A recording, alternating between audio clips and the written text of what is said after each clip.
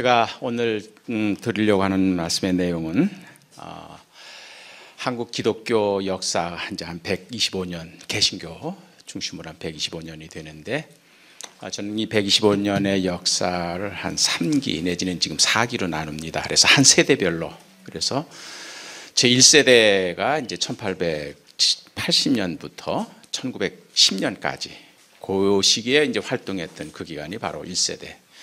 그 다음에 이제 1910년부터 우리가 잘 아는 해방 때까지 그 일제강점기 그 시기를 살았던 분이 이제 2세대. 그 다음에 해방 후에 2000년대까지 이렇게 지금 저희들은 이제 이 3세대에서 4세대로 넘어가는 과도기에 지금 있거든요. 그래서 이걸 저는 이제 한국 기독교의 역사, 125년의 역사를 그렇게 3기 혹은 4기로 나눕니다. 그래서 오늘 드리려고 하는 말씀의 내용은 그 중에도 제 1세대 가장 앞선, 그래서 일제 강점기가 시작되고 나서 좀 3.1운동 어간 그때까지 그때 활동했던 제 1세대 한국 교회 여성들이 어떻게 복음을 받아들이고 그들이 그걸 어떻게 해석을 하고 그리고 그것이 어떻게 삶에 그들이 적용을 했는가, 그런 내용이 되겠습니다. 제가 이것을 중요시하는 이유는 지금 뭐 자타가 공인하는 대로 한국 교회가 위기라고 그럽니다. 이구동성으로 교회 안팎에서다. 한국교 이대로는 안 된다. 이러한 위기의식을 우리가 어떻게 바라봐야 할 것인가 했을 때 저는 그 여러 가지 대안이 있겠지만 해결의 방법 중에 하나가 요한계시록 2장 1절에서 7절에 있는 말씀 속에서 네가 한 일이 참 많지만 처음 사랑을 잃어버렸다. 처음 사랑을 잃어버렸다. 그게 바로 위기의 원인이다. 그러니까 선교도 많이 하고 순교자도 많이 내고 교육도 많이 하고 엄청나게 많은 사업을 했지만 결정적인 그 한 가지 실수 때문에 너희들은 지금 위기를 맞고 있다. 그게 뭐냐? 처음 사랑을 잃어버렸다. 그렇기 때문에 처음 사랑을 다시 회복해라. 그게 이제 에베소 교회에 주신 경고의 말씀이거든요. 저는 그 말씀을 오늘 한국 교회의 위기 극복의 하나의 대안으로 저는 보고 있는 사람입니다. 그렇기 때문에 이런 위기 상황 속에서 한국교회가 어떻게 다시 치고 일어나갈 것인가 여러 가지 방안을 논의할 수가 있지만 그 중에 하나가 우리 한국교회의 처음 사랑이 무엇이었는가, 그게 도대체 실체가 뭐였나, 그리고 그걸 다시 기억하고 우리가 회복하는, 그래서 처음 하던 일을 다시 하여라, 이런 그리스도의 명령이 오늘 우리에게는 어떤 의미인가. 그래서 그런 의미에서 한국교회 여성사회에서의 제1세대, 저는 그것이 바로 한국교회의 처음 사랑이라고 봅니다. 그분들이 보여줬던 그 순수하고 조건 없이 티맞고 아낌없는 그러한 처음 사랑, 그것을 우리가 어떻게 회복할 것인가, 그런 고민을 갖고 논문을 썼고 오늘 여러분 앞에 강의를 하고자 합니다. 목차는 대개 이렇게 됩니다. 그래서 우선 기독교 복음이 우리에게 전파되기 전에 우리 어머니 할머니들의 실존적인 상황이 어땠는가, 어떤 상황 속에서 기독교 복음을 받아들였는가, 그거를 살펴보겠고요. 그 다음에 이제 선교사님들이 들어와서 복음을 전할 때 우리 할머니들이 어떻게 복음을 받아들이면서 이제 교육을 받고 그 다음에 세례를 받았는가, 그분들에게 세례의 의미는 무엇이었나, 그것을 살펴볼 겁니다. 그런 다음에 이제 그분들이 그 여성단체를 조직을 합니다. 장로교회 같은 경우는 여전도회, 감리교회 같은 경우는 여성교회, 이러한 여성단체들을 스스로 조직을 하죠. 그리고 그 활동을 해나가게 됩니다. 그런 다음에 신앙의 내재화가 이루어지죠. 소위 말하는 초기 부흥운동, 지금까지는 1903년 원산 부흥운동, 1907년 평양 대부흥운동 얘기할 때 남성 중심으로만 얘기를 많이 했습니다. 그러나 이 부흥운동이 일어나게 된 동기가 여성들의 기도 모임입니다. 그래서 이 부흥운동과 우리 한국교회 여성이 어떤 관계를 맺고 있는가, 그래서 그 운동이 또 우리 교회 여성의 지도력에 어떤 영향을 끼쳤는가, 그리고 한국교회 초기 여성들의 영향력, 지도력은 교회 안에서만 행사된 게 아닙니다. 이분들은 과감하게 일반 사회와 민족과 국가까지 나갑니다. 저는 오늘 한국교회 여성 지도력이 이 교회 안에서만 맴돌아서는 저는 안 된다고 봅니다. 오히려 교회 밖에 불신자 사회, 일반 민족과 국가까지도 영향력 끼칠 수 있는 그런 예를 저는 3.1운동까지 값어치도 한번 살펴보려고 합니다. 저는 이 전체 글을 하면서 김세지라고 하는 한 인물, 이분의 1927년에 그분이 회고록을 쓴 게 있습니다. 그 회고록에 전반적으로 자기가 예수를 믿기 전, 그 다음에 믿은 가정, 그 다음에 믿은 후에 어떻게 자기가 삶이 변화됐는지를 진솔하게 얘기를 하는데, 그 아주 짧지만 그 한 편의 글이 결국 한국교회 초기 여성사를 그대로 대변을 합니다. 그래서 오늘 제가 강의하는 모든 내용 가운데 김세지가 계속 반복해서 나올 겁니다. 독립운동까지. 그래서 하는 김세지를 따라가는 그런 강의가 될 것 같습니다. 이분은 그렇게 설명해요. 뭐 같이 읽어보죠. 시작. 오직 하나님의 크신 은혜를 감사할 뿐이다. 그런데 나같이 미천한 것을 돌아보시고 나의 선생이요 은인이신 노블 부인을 인도하사 우리 조선에 보내시고 여러 천년 동안 자유 없이 남자의 압박 아래 이름 없이 살던 우리 조선 여자들에게 그리스도의 복음의 밝은 빛을 전파하여 여자의 자유와 및 그 본분을 널리 가르쳐 깨닫게 하는 동시에 나의 무식한 것을 깨뜨려 주게 하시고 죄악에서 죽을 것을 면케하여 구원의 도를 알게 하셨으며 또 나로 하여금 나 일심만 구원을 받을 뿐 아니라 나의 아는 것과 배운 바 그리스도 예수의 구원의 도를 많은 남녀들에게 전파하여 이로 인하여 주의 말씀을 듣고 믿기로 작정한 자녀의 수요가 수천에 이르게 된 것만은 첫째로 하나님께 감사 찬송을 돌리고 둘째로는 세상 사람들에게까지 이를 자랑하여도 과다한 자랑이 아닐 줄도 아는 바이다. 결국 이 말 속에 다 들어가 있어요. 제가 오늘 강의하려고 하는 모든 내용이. 그러니까 이분에 의하면은 기독교를 받아들이기 전에 우리 조선 여성들의 삶은 뭐였느냐? 남자의 압박 아래 이름 없이 살던 그거였어요. 그러다가 선교사님을 통해서, 이 노블 부인이 이제 선교사입니다. 선교사를 통해서 기독교의 복음을 받아들이면서 그때부터 변하기 시작했다는 얘기죠. 이제는 노예가 아니라 자유자로, 이름 없는 존재가 아니라 이름 있는 자로, 그 감격이 자기로 하여금 이제는 전도의 삶을 살게 했다는 얘기죠. 그걸 전파하는.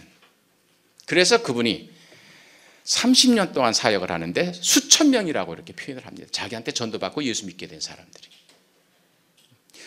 이것이 바로 작은 복음의 씨앗이 한 여성을 통해서 이뤄낸 결과물이라 그런 이야기죠.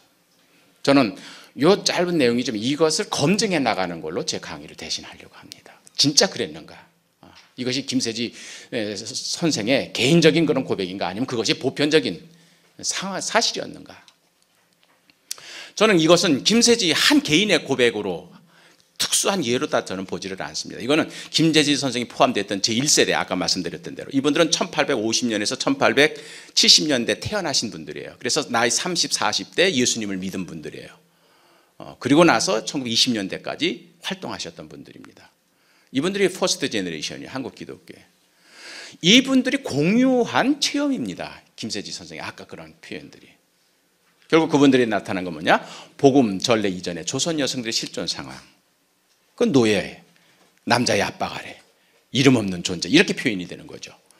그러다가 이제 기독교 복음을 그들이 받아들이게 되면서부터 변화가 시작이 된 거죠.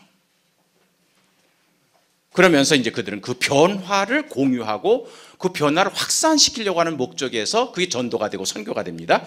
그래서 단체를 조직을 하는 겁니다. 이건 나 혼자만의 감격으로, 나 혼자만의 행복으로 이걸 묶어놓을 수가 없다고 하는 그런 책임의식이 가지게 되는 거죠. 그래서 단체를 조직을 하는 거죠. 그러면서 부흥운동을 통해서 그게 더 심화가 됩니다. 기독교인 의식과 나아가서는 지도력이. 그러면서 그들이 이제는 사회를 바꿔놓는 그런 운동을 하게 되는 겁니다. 교인 만드는 그런 운동이 아니라 사회를 바꿔놓는. 그래서 거기서 적극적인 여성들의 민족운동이 일어나게 되는 것이죠. 자, 선교 이전의 한국 여성의 실존적 상황 도대체 어떻게 됐을까? 되게 아시죠? 이랬습니다. 이랬습니다. 외출하려면 이랬어요. 이분이 본부인이에요. 퍼스트, 세컨드, 서드예요. 근데 보면은 이분만 지금 유방이 조금 나왔습니다. 왜 그런 줄 아세요? 아들을 낳았기 때문에. 아들을 낳아서 젖먹이고 있다는 걸 과시하는 겁니다. 그렇기 때문에 아들 낳지 못했던 두 부인은 완전히 옷을. 그러니까 이 사진이 바로 복음을 우리가 받아들이기 전에 여성의 상황을 그대로 보여주는 거죠. 자기를 감춰야만 하는. 그러면서 끊임없이 일부 다처제의 굴레 속에서 아들 낳지 못하는 죄로 마음고생을 해야 하는 그거죠. 그게 바로 복음이 들어오기 전의 상황이었습니다. 외출을 하려면 이랬습니다. 길가에서 외출하다가 지금 뭐 남자들이 지금 오고 있는 거죠. 그러니까 지금 두려워서 숨습니다. 여성, 직업 여성이에요. 유일한 직업 여성입니다. 조선시대. 커리어 우먼이에요. 결국 다 춤을 춥니다. 근데 기생 아니면 무당이에요. 다른 직업 선택할 수가 없어요. 이것이 바로 조선 복음이 우리나라에 오기 전에 여성 상황이었다는 얘기죠. 그리피스라고 하는 선교사들이 우리나라에 들어올 때 제일 많이 읽었던 책이 바로 코리아 더 허민 네이션이라는 책입니다. 이 책을 선교사들이 제일 많이 읽을 겁니다. 그가 이제 한국의 여성 상황을 이렇게 표현합니다. 한번 읽어볼까요? 시작. 이름이 없다. 어렸을 때는 가족이나 친한 친구들 사이에 부르는 별명이 있으나 처녀가 되면서부터는 부모가 아닌 그 별명도 부르지 않는다. 바깥 사람들에겐 그저 아무개 딸, 아무개 누이로 불린다. 결혼 후에는 아예 이름이 묻혀버린다. 철저하게 이름 없는 존재가 된다. 선교사들이 그걸 주목해요. 네임레스 빙이란 말이에요. 네임레스 빙. 이름은 단순한 호칭이 아니죠. 여기 우리 군대 갔다 오면 남자분들은 압니다. 군대 가면은 군번을 딱 주어지는 거예요. 여기 감옥에 갔다 오신 분들은 다 알 겁니다. 일단 들어가면서 번호가 주어집니다. 이름이라고 하는 것은 존재의 의미입니다. 존재의 가치입니다. 그렇기 때문에 이름 없는 존재라는 거예요. 우리 할머니 그 거슬러 올라갔을 때 이름이 없었습니다. 어려서는 누구네 집 딸 하면 되는 거고.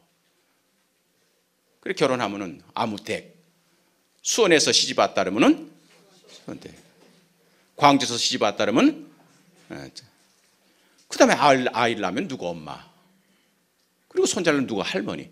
그러니까 태어나면서도 죽을 때까지 이름, 자기 독자적인 이름을 한 번도 사용하지 않아도 사는. 그게 다 남성의 종속 이름이에요. 남성의 누구의 엄마, 누구의 딸, 누구네 집 며느리, 누구네 집 이렇게 되는 거죠. 이것이 바로 이름 없는 죄. 이게 바로 선교사들이 주목을 했던 겁니다. 그러니까 존재 의미를 상실한 여성들이었다는 얘기죠. 이사빌라 비숍이라고 하는 영국 여행가입니다. 그분도 쓴 책이 코리아 앤 허 네이버. 이것도 굉장히 선교사들이 많이 읽었던 책인데 거기서도 마찬가지예요. 이분이 서울을 3번 방문하거든요.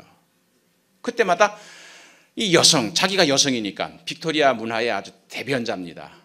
그래서 빅토리아 이 계몽 문화에 대한, 영국의 계몽 문화에 대한, 그래서 여성 활동의, 사회 활동에 대한 막 의식이 깨어지는 그 시대에 이제 전 세계를 여행하던 그런 굉장히 귀족층 여성입니다. 이 여성이 이제 한국을 방문했을 때 이런 얘기예요. 한번 읽어볼까요? 시작. 한국 여성은 태어날 때부터 멍에를 메고 산다. 그들은 자신이 열등한 존재인 것을 운명적으로 받아들인다. 결혼을 해서도 사랑을 받을 것을 기대하지 않으며 그런 관습을 깨뜨릴 것은 염두에도 두지 못한다. 그들은 하찮은 여인으로서 좋은 명을 조용히 받아들이고 있다. 그것을 받아들이지 못하고 분노를 표하거나 비난받을 짓을 하면 심하게 매를 맞도록 법으로 정했는데 미천한 신분의 여인일수록 더욱 그렇다. 매 맞는 여성에 대한 충격이 컸던 겁니다. 비숍이. 옛날에 그랬어요. 저도 어린 시절에 그랬습니다. 개하고 누구는 사흘거리로 때려야 된다고. 매 맞는 여인들이에요. 그것이 바로 조선의 여성 상황이었다는 얘기죠. 존스라고 하는 인천에서 활동했던 선교사가 한국에서 여성 지위라고 하는 논문을 발표하는데 거기서도 그래요. 그러니까 이 존스란 선교사는 도대체 왜 한국에서 이렇게 여성들이 억압당하고 매를 맞고 인권을 유린당하고 그러면서도 꼼짝없이 당하느냐, 이것을 추적을 해보니까는 한국 사람들이, 조선 사람이 가지고 있는 철학적 이원론이 있다는 얘기죠. 그게 바로 음양론입니다. 그게 성리학이에요. 그게 유교 가르침이에요. 그래서 모든 것을 음양, 이원론으로 보는 거예요. 그래, 빛과 어둠, 해와 달, 선한 것과 악한 것, 남자와 여자, 모든 걸 이원론으로 해석을 하다 보니까는 앞에 거는 우등한 거고 뒤에 거는 열등한 걸로, 그래서 열등한 것이 항상 우등한 것에 지배를 받고 관리를 받아야 되는 걸로, 그게 이원론의 기본 구조라 그런 얘기죠. 그런 관점에서 남녀를 보다 보니까는 여성은 할 수 없이 필연적으로 우주의 창조의 원리에 의해서 열등한 존재, 그렇기 때문에 항상 남성의 관리와 지위를 받아야만 되는, 그러니까 여성이 남성을 가르친다는 거 도저히 생각할 수가 없는 거죠. 열등한 존재이기 때문에 항상 우등한 존재의 교육을 받아야 된다고 하는 그런 걸. 그래서 존스는 그렇게 보는 거예요. 헐버트도 마찬가지입니다. 똑같은 놈을. 그러니까 선교사들이, 이거 다 남자 선교사님입니다. 선교사님들이 와가지고 한국의 여성의 이 억압 상황을 이걸 도대체 어떻게 풀어야 할 건가, 이 부분에 대해서 항상 고민을 했던 거죠. 왜 그랬을까요? 선교사님들이. 선교사님 가지고 들어온 기독교 복음의 가장 핵심적인 것이 하나가 자유입니다. 진리가 너희에게 임하면 너희가 자유케 되리라. 그게 기독교 복음의 핵심이에요. 진리는 자유입니다. 진리를 체험한 자에게 나타나는 첫 번째 현상이 자유입니다. 그렇기 때문에 이 선교사들은 이 자유의 복음을 가지고 들어왔기 때문에 그 잣대로 한국 사회 여성들을 봤을 때는 가장 대표적인 자유를 억압당한, 자유가 박탈당한 존재가 바로 여성들이었다는 얘기죠. 그래서 그 문제 가지고 계속 도전을 하는 겁니다. 그것이 바로 격리입니다. 아까도 얘기했던 대로 쓰개 치마를 입어야 되고, 그리고 남성이 오면 도망가야 되고, 안방을 바깥으로 나오면 안 되는, 이 격리 문화가, 이게 양반 계층이 높으면 높을수록 더 크다는 얘기, 소위 말하는 규방 문화라는 게 있다는 얘기죠. 그래서 저 깊숙한 곳, 저택에서도 저 안방, 사랑방에는 접근도 못합니다. 여성들은 거기에 격리되어 있는, 그리고 여성들도 오히려 양반 여성들이 그걸 즐긴다는 얘기죠. 그것이 바로 한국의 사회였다는 얘기죠. 이러한 선교사들의 그 문제의식을 이제 한국 남성 교인들이 깨우침을 받습니다. 그래서 이제 배제학당이라든지 이렇게 선교사들이 설립한 학교를 통해서 지금까지 기존의 유교의 성리학이라고 하는 그런 철학이나 이데올로기가 아니라 기독교라는 새로운 종교의 철학적인, 사상적인 원리가 뭔지를 배운 기독교 남성 기독교인들이 이제는 여성들에 대한 시각을 바꿔나가기 시작합니다. 그래서요, 대표적으로 제가 문경호, 그 다음에 노병선 두 사람을 표현하는데, 이 두 사람은 공통적인 뭐냐, 한국인으로서는 최초의 서양식 결혼을 한 사람이에요. 1898년에. 그러니까 이화학당 출신이랑 처음으로 결혼을 공개적으로 합니다. 신식으로, 서양식으로. 그래서 이 문경호가 한 말이에요. 자, 이건 남자들만 한번 읽어봅시다. 시작. 우리나라에서는 내외하는 풍속을 지금까지 고치지 아니하고 여인들을 한 물건같이 여겨 집안을 꼭 가두어 두고 꼼짝도 못하게 하고는 자기는 경치 좋은 곳으로 놀이와 온갖 것을 다 구경하되 그 안에는 대문밖을 나가지도 못하게 하고 자기가 난봉을 부리든지 혹 노름을 하든지 술을 먹든지 망하더라도 관계치 않고 만일 아들이 조그만 것이라도 한 번만 잘못하면 반은 죽이듯이 하고 혹 쫓아버리며 혹 잘하던 일이든지 혹 잘못하는 일이든지 자기가 하는 일은 그 아내가 상관치 못하게 하니 불쌍하고 불쌍한 이는 대한부인이라. 슬프다. 하나님께서 남녀를 마련하사 백년 친구로 활약하여 서로 사랑하고 평생의 동등으로 지내게 하셨는데 어찌하여 대한 여인들은 권리가 없노. 이것은 다름 아니라 다 어두워 이러함이로다. 이런 깨우침이 온 거예요. 남자들한테 비로소. 근데 지금도 그러잖아요.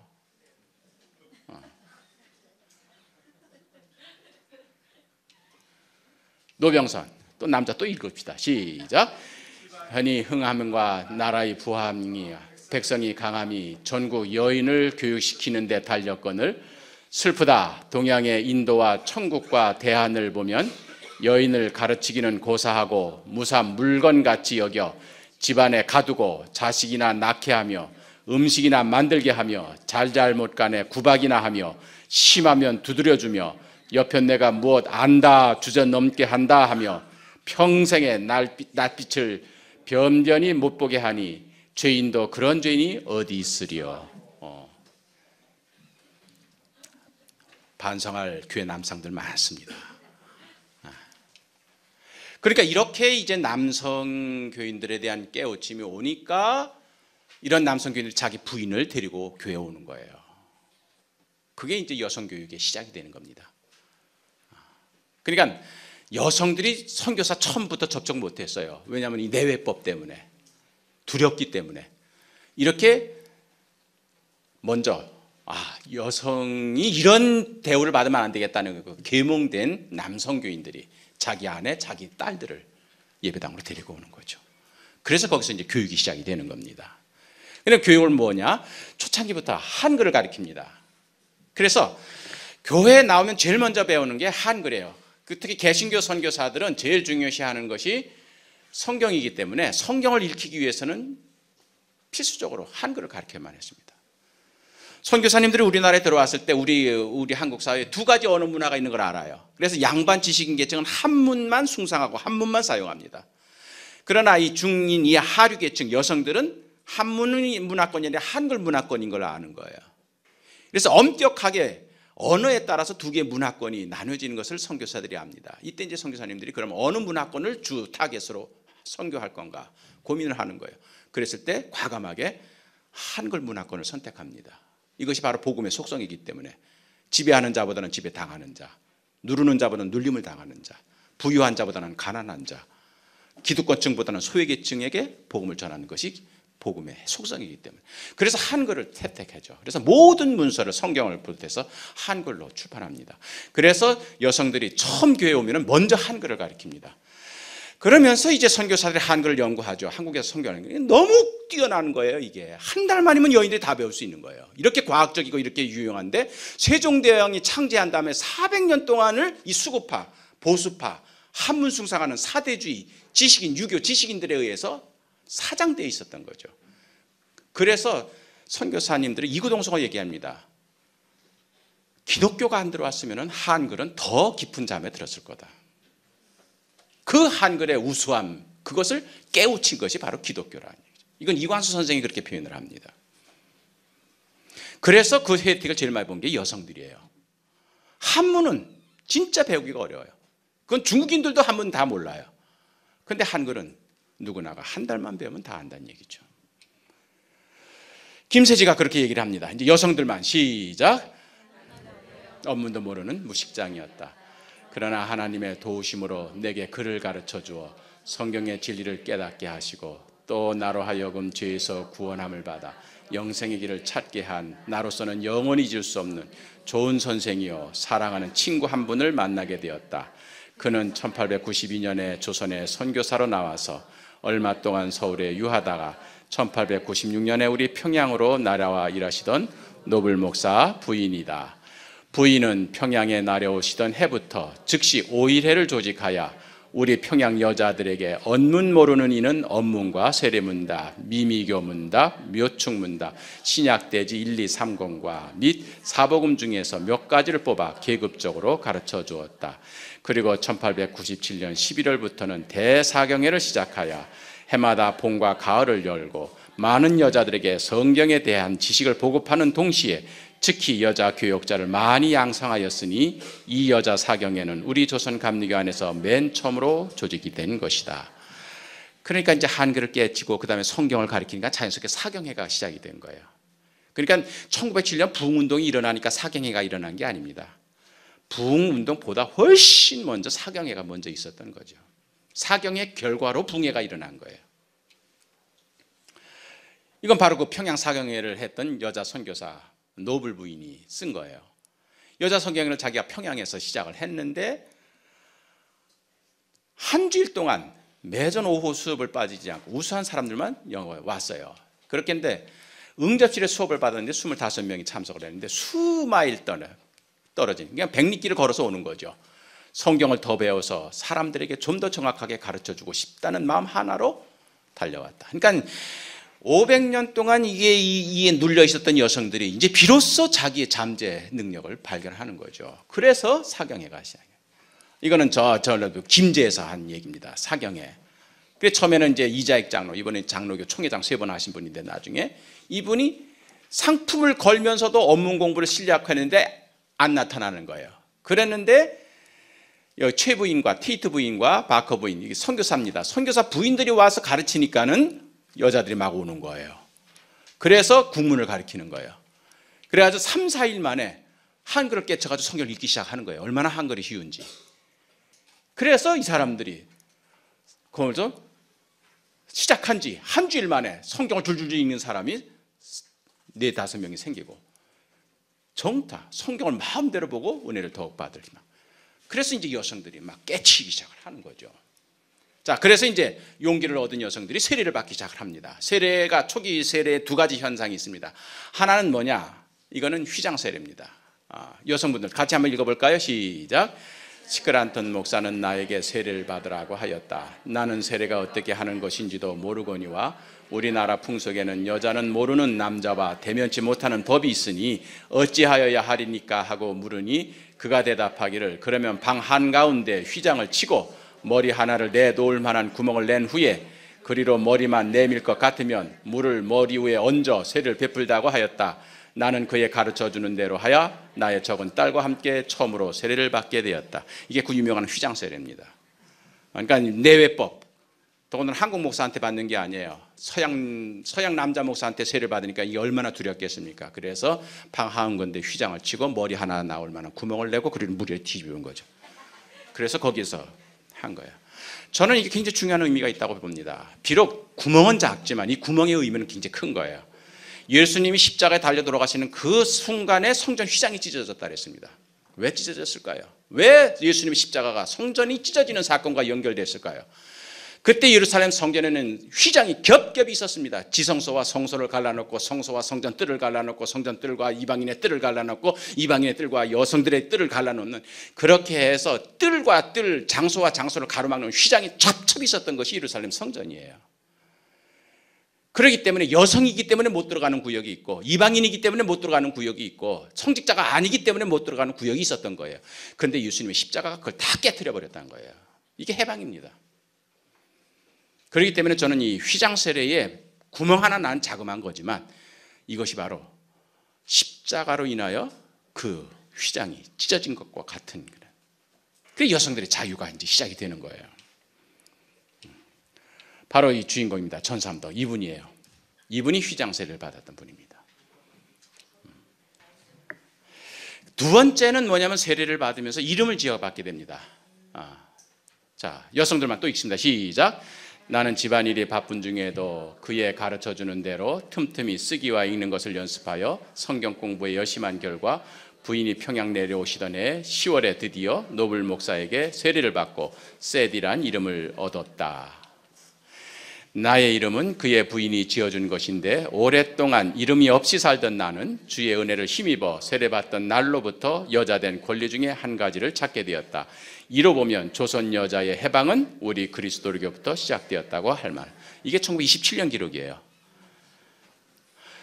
그러니까 남자들은 이름이 너무 많아. 어려서부터 뭐 자의 호에 뭐 죽으면 시호까지 해가지고 뭐 그냥 남자가 태어나면은 그냥 뭐 저 점집에 가가지고 돈 쓰들여가지고 이름 좋은 이름 합니다. 나 여자가 태어나면은요 이름이 없어요. 갓난이, 섭섭이, 붙들이, 딸그마니 뭐 이런 거예요. 아주 치욕적인. 그러다가 선교사들이 이름을 지어주니까 그것이 이제 굉장히 감격이 된 거예요. 그래서 해방이라는 말을 쓰는 거예요, 이분이. 혼자가 아닙니다. 김떡커스라는 사람이 또. 한번 읽어볼까요? 시작. 우리 조선 여자들은 몇천 년 동안을 남자의 압박 아래서 성명이 없이 살았다. 만일 우리 조선에 예수의 빛이 비치지 아니하였던들 조선의 여자계가 오늘 이만치도 발달되기 어려웠을 것이다. 바로 말하면 조선 여자의 자유운동은 그리스도의 빛이 우리 반도에 비치던 날로부터 시작된 것이다. 이런 의미에 있어서 나는 나의 세례받던 날을 내 일생의 가장 기쁜 날이라 할 것이다. 또 나는 50년 동안 이름 없이 살다가 이 날에 비로소 떡것이라는 이름을 받았다. 떡것은 뭐냐면 도르가입니다. 도르가. 도르가. 성경에 나오는. 그러니까 자유, 해방 이 말이 이덕주의 말이 아니에요. 이게 1890년대 세례를 받았던 우리 할머니들이 세례를 받으면서 이름을 얻는 이 감격을 자유와 해방이라고 이렇게 표현을 했던 겁니다. 자, 그래서 세례를 받으면서 이름을 얻은 여인들 몇 명 대표적으로 봤습니다. 김세지 아까 이분이에요. 그다음에 하란사 아주 유명한 분이죠. 독립운동가. 이번엔 낸시예요. 낸시를 난사라는. 그다음에 박에스터 한국인 최초 여성 의사 1900년에 미국 볼티모어 여자 의과대학에서 최초 여성 의학 박사가 된 분 박에스터. 그다음에 차미리사 덕성여자대학교 설립하신 분 마사라고 하는 걸 미리사. 그다음에 김마리아 그 유명한 독립운동가 정신여학교 교장하셨던 분. 그다음에 이베세 일제시대 때 일제강점기 때 만주 선교사로 하셨던 분. 유명한 김한란. 그다음에 황해덕 3.1운동 동지입니다. 그다음에 김노덕 독립운동을 하시고 최용신과 함께 농촌운동을 하셨던 분. 양우로더 한국인 최초 시베리아 여사 선교사. 최나오미 한국인 최초 만주 여성 선교사. 이은나 이화대학 영어학부 주임 교수. 이분들이 다 이렇게 세례를 받으면서 서양식으로 세례명을 받은 거예요. 그렇기 때문에 이분들이 기독교 복음을 접하지 않고 이름을 지어받지 않았더라 한들 이분들은 이름 없는 여성으로 그냥 시골에서 어떻게 살다 어떻게 가는지 모르겠어요. 그러나 결국 기독교를 접하고 이분들이 세례를 받고 이렇게 이름을 지으면서 이분은 국제적인 인물들이 되었고 이제는 한국 교계뿐만 아니라 한국 사회 민족운동계에서도 이름의 존재가 그런 중요한 의미를 갖게 되는 거죠. 자, 그런데 이분들이 이제 조직을 합니다. 왜냐하면 이 감격, 결국 성령 체험한 사람들이 교회를 조직하는 것과 똑같습니다. 은혜를 받은 사람들은, 진리를 체험한 사람들은 그걸 진리를 공유한 사람들끼리 그리고 그 진리를 확산을 위해서 조직을 만들게 되어 있는 거예요. 그래서 1887년에 최초 여성 세례가 아펜젤러에서 정동에서 베풀어지고요. 그 다음에 이 5명이 더 나오고 그 다음에 여성들끼리만 주일학교를 시작을 하고 그 다음에 주일 집회를 시작을 합니다. 그리고 영아 소동이 일어났을 때 중단됐다가 이제 다시 6개월 만에 집회를 재개합니다. 이 활동 금지령이 있었는데도. 그래서 불과 1년 동안 정동 집회에 1064명이 참석을 하게 됩니다. 이 격리법에 의해서 내외법에 의해서 바깥으로 나올 수 없었던 여성들이 이제 막 보가 터진 것처럼 드디어 쏟아져 나오기 시작을 한 거죠. 자, 이건 스크랜턴 부인이 이제 이 금령, 정부에서 금지령을 내렸습니다. 모든 종교 집회를 금지하라고. 그래서 정동에서는 선교사들을 하고 이화학당 교사들끼리만, 외국인들끼리만 집회를 조심스럽게 재개하는 그 시기의 얘기입니다. 한번 읽어볼까요? 시작. 어느 주일 저녁 아직 금령이 내려져 있는 형편인데도 와서는 안 될 여인 하나가 위험을 무릅쓰고 찾아왔다. 그는 우리가 기도하는 동안에 들어와서는 사람들 눈에 잘 띄지 않는 구석에 앉았기 때문에 예배가 끝나갈 무렵까지도 인도자는 그를 발견하지 못했다. 집회가 끝난 후 그는 이렇게 말했다. 매 주일 밤마다 와도 되겠는지요? 허락해 주세요. 우리 집엔 쌀도 떨어졌고 땔감도 없고 살림살이가 힘들고 어렵습니다. 하지만 여기 와서 좋은 말씀을 듣고 아름다운 노래를 들을 아치면 마음이 가벼워져요. 제발 매주일 오도록 해주세요. 바로 이걸 보고 스크랜턴 분이 우리가 이겼다. 정부가 아무리 막아도 이제는 선교는 됐다 이렇게 보는 거예요. 죽음을 무릅쓰고 온 거예요. 이 여인은 선교사들끼리만 하는 그런 예배 모임에 결국 이것이 한국 여성들에게는 다른 데서는 받을 수 없는 위로를, 평안을 바로 교회 집회에서는 그들은 누렸기 때문에 가능했던 거죠. 그래서 이제 여성교회가 독자적으로 합니다. 설립이 돼요. 왜냐하면 이제 아직 내외법이 있기 때문에. 그래서 남자 집회 장소, 여자 집회 장소 따로따로 했던 겁니다. 그래서 여자들은 이화학당에서 모이고 남자들은 배제학당에서 모이고 장로교도 마찬가지입니다. 세문안교회도 남자들은 이쪽 이 정동에서 모이고 여자들은 모화관에서 모이고 독립문 있는 데서 따로따로 모인 거예요. 그게 10년 동안 그렇게 합니다. 그러다가 1895년부터 남자와 여자가 같이 예배를 드릴 수 있는 장소를 마련하는데 그거를 여성 교인들이 발의를 합니다. 남자들이 하는 게 아니에요. 여성들이 합니다. 이게 뭐냐면 여성들이 깨우친 거예요. 이분들이 많이 좀 여성 의식이 생겨난 겁니다. 이 신앙생활을 하다 보니까. 그러다 보니까 하나님께서 남자와 여자를 평등하게 창조하셨다는 사실이 확신이 오는 거예요. 그래서 이렇게 격리가 하나님의 질서가 아니라 통합이 하나님의 질서라는 것을 여성들이 깨닫게 됩니다.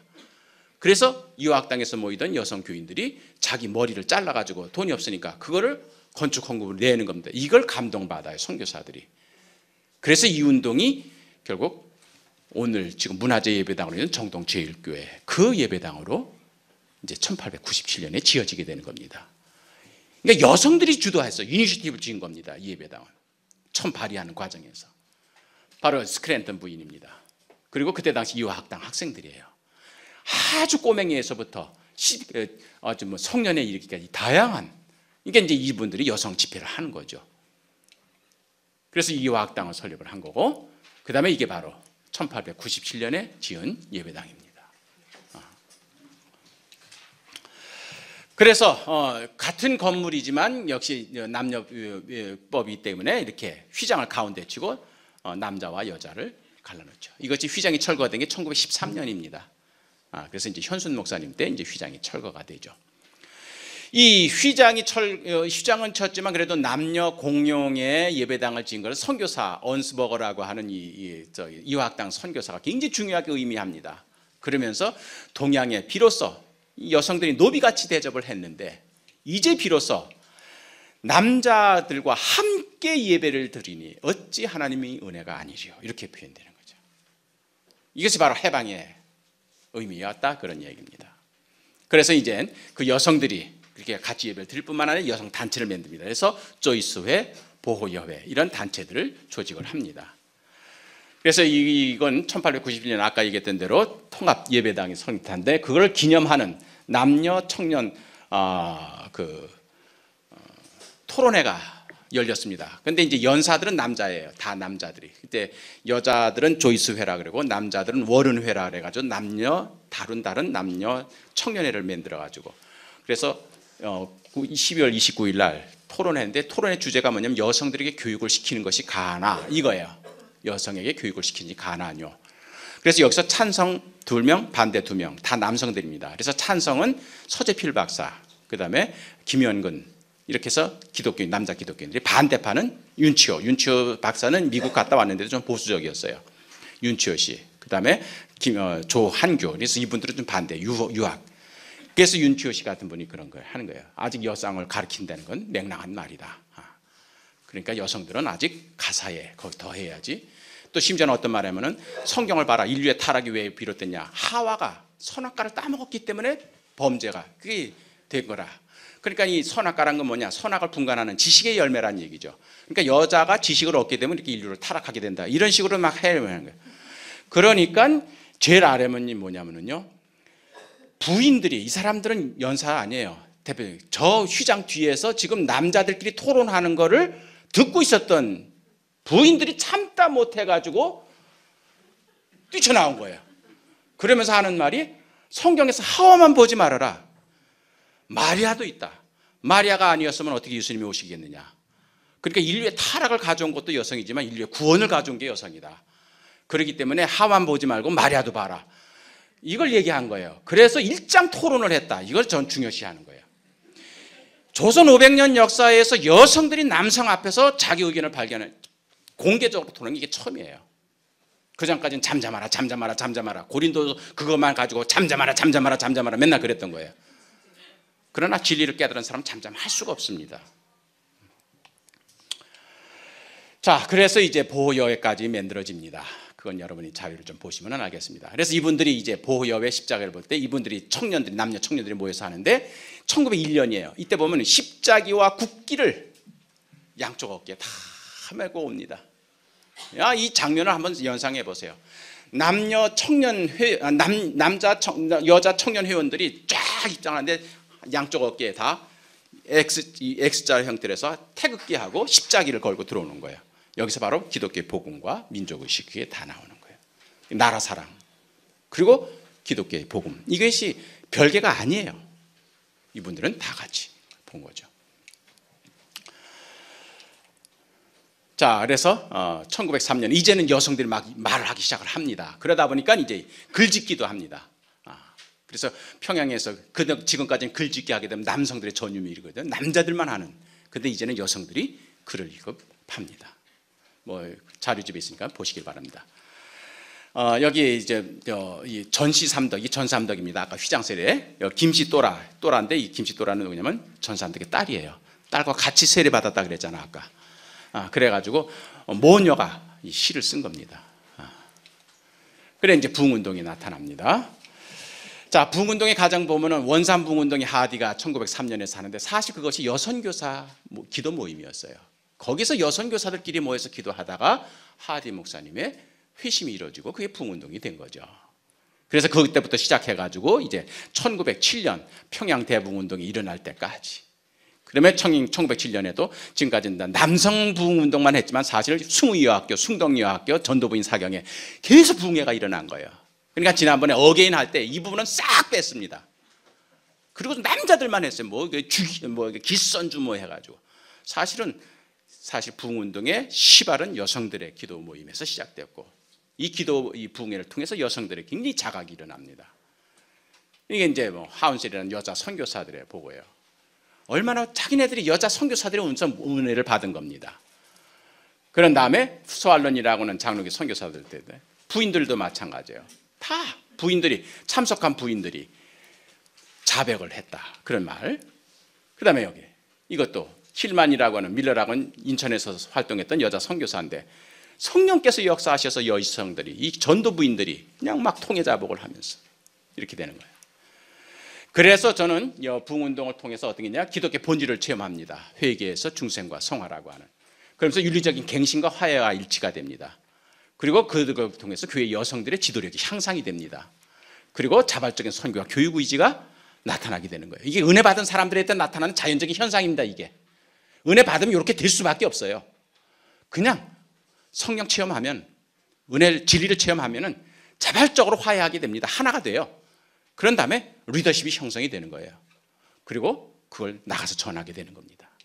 무어라고 하는 평양의 선교사인데 집회를 하는 도중에 남자 목회자가 이제 집회를 인도하는 도중에 어느 날 저녁 집회는 설교 시간에 한 여인이 설교자의 말을 중단시키면서 일어나 말하기를 전에는 몰랐던 죄를 설교 듣던 중 깨달았다고 죄를 자백하였다. 여성들이 남성들의 말을 중단시켜버린 거예요. 이거는 봉건 사회에서는 전혀 이건 목사가 남자 목사 막 설교하는데 그 틀렸어 하고 막 나오는 거예요. 이게 바로 은혜 받은 여성들에게 나온 용기죠. 이게 그게 이제 부흥운동 때 나타납니다. 이걸로 끝나는 게 아니에요. 하디 같은 경우에는요 이 부흥운동 때 체험하고 난 다음에 남자와 여자가 함께 모인 집에서 집회를 하고 있었는데 남성들이 그에게 기도회를 인도해 달라고 부탁했다 이거예요. 오히려 남성들이 여성들에게.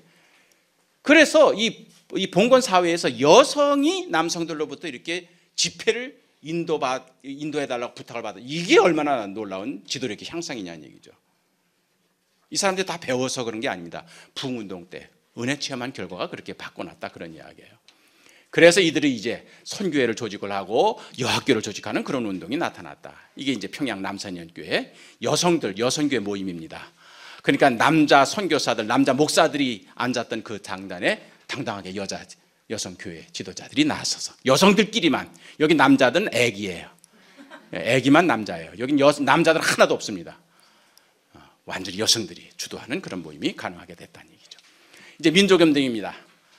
이렇게 은혜를 체험하다 보니까 우리나라가 결국 외세의 침략, 일본의 침략하고 그게 같이 진행이 됐기 때문에 나라가 위기에 처해 있는 이런 상황에서 여성들이 침묵하지 않았다는 얘기예요.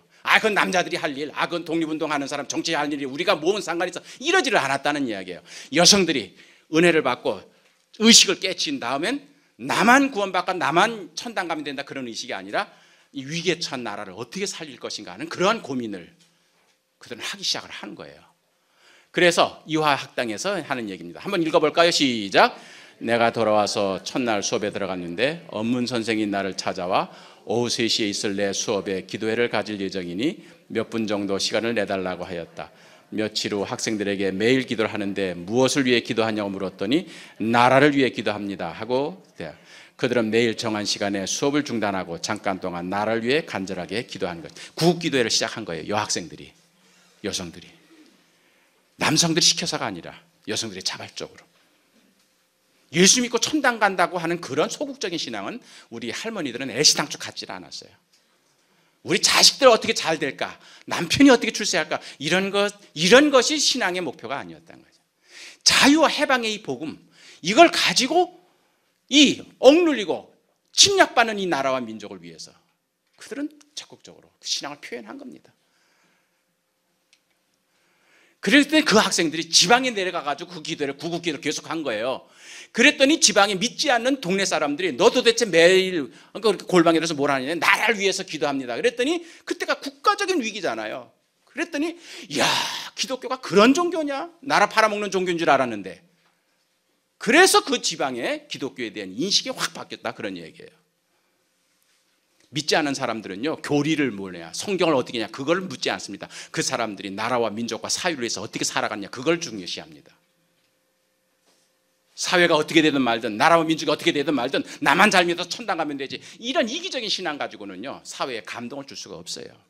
전도도 안 됩니다. 그렇기 때문에 여성들이 그런 일을 했다, 그런 이야기예요. 이거는 읽으라고 제가 여러분에게 말을 못하겠습니다. 이거는 국제보상운동 때 탈환에 반지 뽑자, 그런 얘기. 여성들이 반지 뽑아서 우리 나라빚 갚자, 그 얘기입니다, 이게. 그리고 국미적성해라 해가지고 쌀 바쳐가지고 나라빚 갚자, 그런 얘기예요. 그러니까 이런 일을 교회 여성들이 하기 시작을 한 거예요. 그러니까 탈환해, 국미적성해, 이런 걸 하면서 나라가 위기에 처했을 때 그걸 못 본 척하지 말고 그걸 계속해라. 그러니까 이 탈환의 취지서를 보면은 국권만 회복할 뿐만 아니라 우리 여사의 힘을 세상에 전파하여 남녀 동등권을 찾을 것이니, 이렇게 생각한 거예요. 그러니까 이분들은 단지 독립운동을 하기 위해서 그런 걸 하는 게 아니라, 이렇게 하는 게 지금까지 독립운동, 정치운동, 이건 남자들의 전유물, 남자들한테만 맡기고 우리는 그냥 바느질만 하고 밥만 하고 애들 키우는 거, 이게 우리 역할이야, 이렇게 생각했던 것이 아니라 나라를 되찾는 걸 남자들한테, 왜 남자들한테 맡겨봤더니 나라가 이 모양 이 꼴이야. 그러니까 이걸 우리가 해야 되겠다, 그렇게 되는 거예요. 그래서 남녀 동등권이라는 말을 표현하는 겁니다. 자, 그것이 바로 이제 정신여학교 송죽형제회라고 하는 이러한 여성 단체, 아주 이제는 해외 독립운동 단체를 지원하기 위한 모금 운동을 하는 거예요, 여성들이. 그래서 송죽형제회라고 하는 그런 비밀 지하 단체를 만들어요. 숭의학교 졸업생들, 재학생들, 교사들이. 그래서 송죽, 소나무와 대나무는 대대로 우리 민족의 충의, 절의, 그걸 상징하는 거잖아요.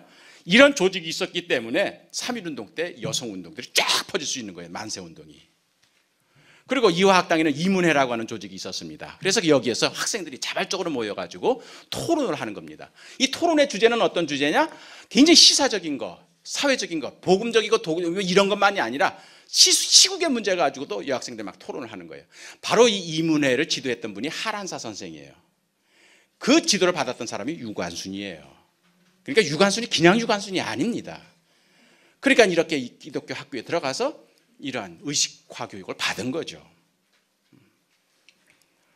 그래서 3.1운동이 일어났을 때, 28 독립선언 때 동경에서 우리는 남자들만 합니다. 3.1운동 하도 지금 남자들끼리만 얘기해요. 그러나 알고 보면은 28 독립선언서가 국내 유입될 때는 김마리아, 황해덕, 현덕신, 이런 기독 여성 유학생들이, 왜? 남자들은 다 조사를 합니다. 그러나 여성들은 비교적 검문에 통과하기가 쉬운 거예요. 그러니까는 치마 속에, 옷 속에, 김마리아 같은 경우에는 아예 그 여성, 일본 여성이 입는 옷, 그게 뭐죠? 기모노, 그걸 입고 와요. 그래가지고 막 이렇게 오는데 그 뒤에 이렇게 매라는 거 있잖아요. 거기에 까뜩 독립선언서를 들고 온 거예요. 그래서 무사 통과를 한 거예요. 그런 식으로 와서 3.1운동을 일으켜야 되는 거죠. 그리고 기독교계 여학교들이 만세운동. 여성 수감자가 전체 5월 달에 보면 1,546명 중에 여성 수감자는 135명인데 비록 전체 수감자 중에는 2%도 안 돼요. 그러나 여성 수감자의 81%가 기독교인이에요. 그러니까 이 얘기는 뭐냐면요, 3.1운동 당시 거리에 나와가지고 저렇게 만세를 부르는 사람은 10명 가운데 8명, 9명은 교인이야. 교인이 아니고는 저렇게 길거리에 나와가지고 만세를 못 부른다는 얘기예요. 소위 말하면 예수 그리스도의 복음이 여성들의 간을 붓게 만든 거예요. 그 자유, 그게 왜 가능했겠느냐 이게요. 이분들이 30년 된 거예요, 믿은 지가. 그러다 보니까는 이 자유와 해방의 복음을 안에만 가지고 있을 수가 없는 거죠. 그러니까 저렇게 여성들이 나와서 만세를 부른 겁니다. 그 유명한 입장, 그 다음에 아우네, 이거 입장, 유관순 유명한 아우네 장터. 그 다음에 이 입장보다 더 유명한 게 입장 만세입니다. 한 주일 전에 일어난 게, 그게 바로 민원숙, 그 다음에 이 3명의 여학생들이 한 거예요. 그래서 이 3명의 여학생들이 만세를 부른 거예요. 10대 여학생들이. 그래서 이 여학생들이 모여가지고 한도숙, 황현숙, 민원숙, 이 삼숙이라 그럽니다. 그래서 이 삼숙의 10대 여학생들이 그 탄광지역, 금광지역입니다. 입장이. 그 금광지역의 노동자들을 선동을 한 겁니다. 그래서 거기서 최초의 희생자가 나와요. 이게 이제 아우네 장터의 만세운동을 불러일으키는 거예요. 3.1운동 결국 겪고 난 다음에 어떻게 됩니까? 감옥에 갇히죠. 우린 유관순 너무나 잘 압니다. 그때 당시에 어윤이라고 하는 개성 전도부인이 계셨어요. 이분은 14살 때 청산가부가 됩니다. 남편이 동학군으로 나갔다 죽어요. 3일 만에 결혼한 지. 그래서 개성 갔다 거기서 예수님 복음 영접하고 여학교 나와서 전도부인이 돼서, 그래서 3.1운동 당시에 호수돈 여학교 기숙사 사감이 됩니다. 개성은 서울하고 아주 짧기 때문에, 가깝기 때문에 3.1운동 전에 이미 독립선언서가 전달이 돼요. 남성 목회자한테. 거기 큰 교회가 2교회가 있었는데, 근데 이 남자 목사들이 겁을 낸 거예요. 그래서 이걸 자꾸 떼내기는 거예요. 그래서 이거를 어윤희 전도사가 알고, 이분 150밖에 안 됩니다, 키가. 이분이 그럼 가져와 해가지고 이분이 이걸 주도해요. 그래서 여학교 학생들과 여성 교인들을 주도해가지고 3월 3일 날 개성 만세운동을 부르고 이분이 앞장섭니다. 흰옷을 다 입고 여학생들이 개성 시내로 내려옵니다. 내려오다 보면은 여학교가 제일 꼭대기에 있어요. 가운데 남자 송도고등보통학교가 있습니다. 거기 교장이 윤치호 씨예요. 그분은 친일파로 이미 돌됩니다.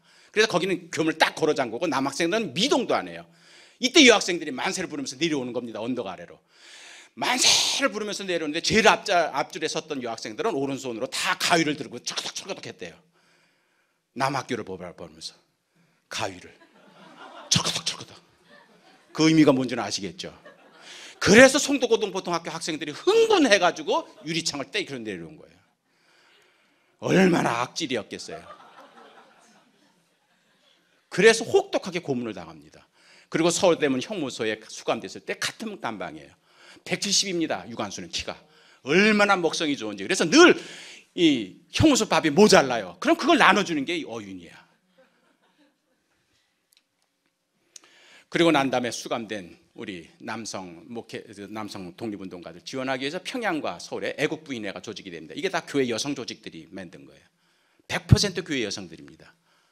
이것이 장로교, 감리교 여성들이 애국부인회를 조직을 해서 이제 김마리아의 서울 애국부인회, 이런 조직을 하는 거죠. 그래서 여기서도 마찬가지로 애국부인회도 마찬가지로 우리도 국민의 한 분자이다. 그렇기 때문에 이걸 남성들에게만 맡겨서는 안 된다는 얘기예요. 우리도 우리나라 백성인데 이 운동에 우리도 같이 참여해야 된다. 저는 그렇게 생각합니다.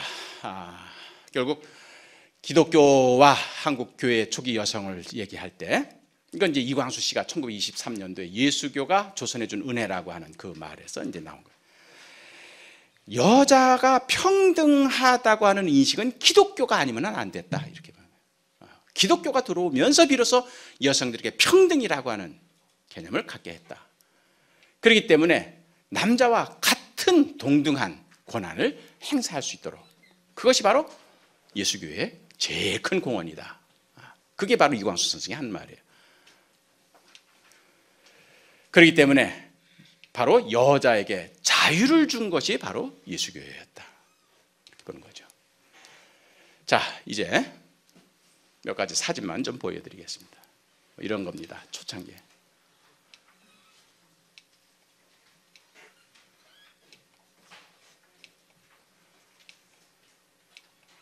이 모든 사진이 다 스토리가 있습니다. 그러나 이걸 가지고 하려면 또 1시간 해야 합니다. 그렇기 때문에 그냥 보여드리는 걸로 끝나겠습니다. 아까 쓰개 치마를 입었던 도망가던 그런 여인들과 비교해 볼 때 얼마나 바뀌어졌습니까? 불과 30년 만에 여성들끼리 이렇게 모여서 당당하게. 자, 시작. 나는 눈이 있어도 보지 못했고 귀가 있어도 듣지 못했으며 입이 있어도 말하지 못했다. 그러나 예수를 안 후로 나는 전삼덕 부인의 고백입니다. 감사합니다.